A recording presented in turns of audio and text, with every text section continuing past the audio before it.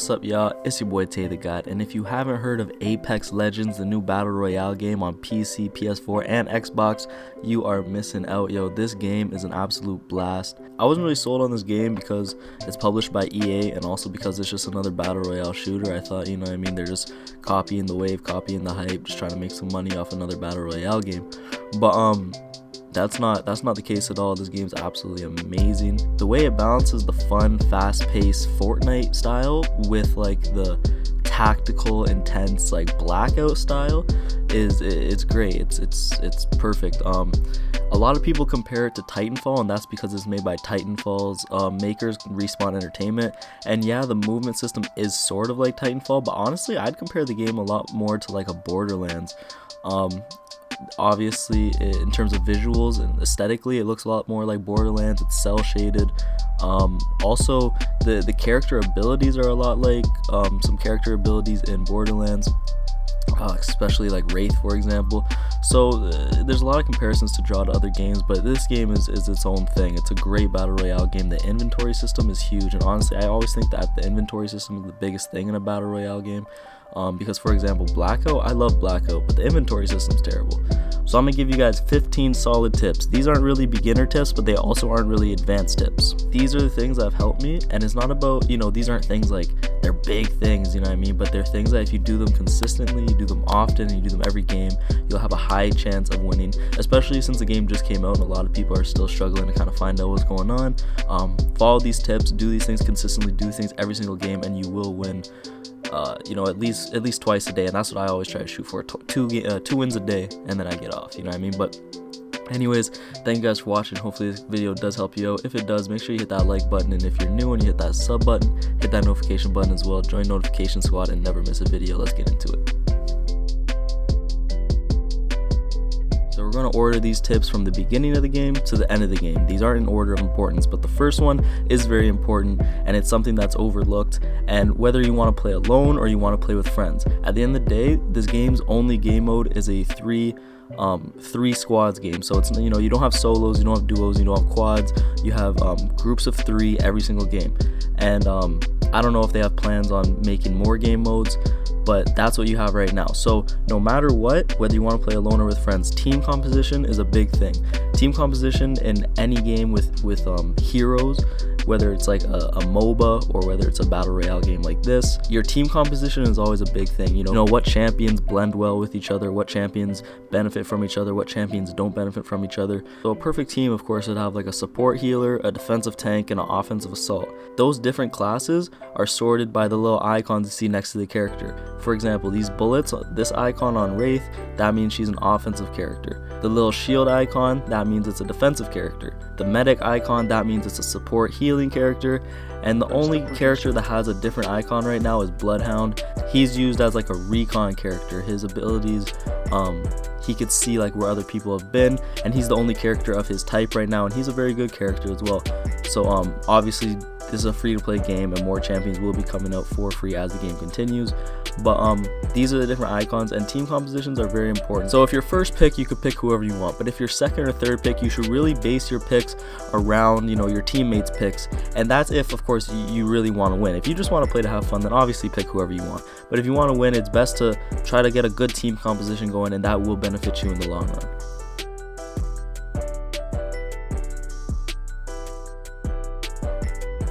Next up, we're going to be talking about being the jump master. Now, if you're third pick in the champion select, that automatically means you're going to become jump master. If you don't want to be the jump master, you could relinquish that role before you jump, and that's fine. But if you are the jump master, everyone on the team could set a ping, and that will like organize where you guys want to go. Once you guys communicate as to where you do want to go and you all agree, then you drop.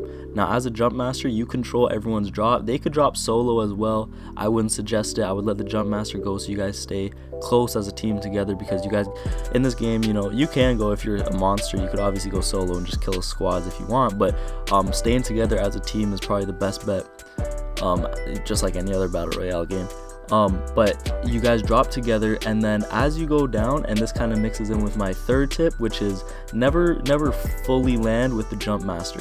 When you're down in your landing area, you know what, like whether you're landing in the swamps or artillery, once you get close to that area, then you could break off of the jump master and you can go your own separate way, because you guys don't all want to land on the exact same spot, of course, because then let's say you all land in the same building, you know, there's not enough loot in that building for everyone. You want to branch off and maybe hit the 3 buildings, you know, in a row, you know what I mean? Never land with the jump master. Always break off near the end and go somewhere else so you guys don't have to share the loot. My fourth and last tip about being in the air will be the supply ships. Now, the supply ships in the pre-game that carry high tier loot, and on the map you could see their ending icon where they're gonna land. But when you go to jump, you could actually land on them as they're flying across the map. So if you land on them, and they're usually a hotspot since they do have high tier loot, they're guaranteed high tier loot, but you're gonna have to fight your way out. So this mixes in with my next tip, which is the 5th tip. There's no fall damage, and make sure you guys remember that. So if you land on the supply ship, for example, you pick up a gun but there's a lot of guys around, you could just jump off that and just land and you'll be fine. No fall damage is in this game, so you know, if you ever want to run, jump off a cliff, jump off a waterfall, whatever, there's a lot of verticality to this map, and no fall damage is a good thing, so there's that. So now this 6th tip is very important. I say this is probably the most important tip in the video, and that's pings are key. Don't underestimate the value of a ping. In this game, I feel like communication is more important than it's ever been in any battle royale game, to be honest. And the ping system is so well done. You could ping where you want to go, where you're looking, like where you're watching, where you're defending, if someone's been in this area, when you see an enemy. There's a whole lot of different types of pings. You could ping different loot. Let's say you see that your boy has a sniper and you're looting, then you see like a purple sniper scope. You could just ping it and then it'll pop up on his map where it is, and then as a teammate, you could also call dibs on that item. So if you're playing with like a random and your boy pings where like a sniper scope is, for example, he could ping it as well, and then he'll say like, I got dibs on that, so you know the other teammate knows that you want it. The ping system is very good. The communication is very well done in this game. And I feel like it's one of those games where, surprisingly, especially for a battle royale game, you actually don't need a mic to communicate, since the ping system and the in-game communication system is so in-depth, and that's really important. I feel like that's very important to this game. Next up, when you finally get a gun, know that there's 3 different guns in the game, and they're all ARs, and they could all change their fire rate. So if you want a single burst or a 3-round burst or a full auto, you could change the fire rate in these guns, so make sure that you do use that if you want. Next up is that ammo takes up space in the inventory. This isn't like Fortnite, or this isn't like Blackout where your ammo inventory is like its own thing. No, ammo takes up space in your backpack. So don't just be running around picking up mags and mags and mags and clips, because you're going to run out of backpack space eventually. So what you want to do is be very conservative with how much ammo you pick up. For example, if I have an AR, I know I probably want maybe 2 or 3 stacks of ammo, as opposed to like a shotgun. I know I only need 1 stack, and the shotgun ammo stacks up to like 80, I believe, and that's more than enough shots. But obviously for an AR, 80 shots isn't that much. That's a decent amount, but it's not a lot. It's not going to last you a whole game, so you're going to need multiple stacks of that. So this next tip is about movement. The movement in this game is momentum based. So if you have like a LMG, you're gonna slow down, of course. If you have like a pistol, you're gonna be faster. The more you run, the faster you'll run. If you slide, you're gonna move a little faster. If you're running downhill, you're gonna move faster.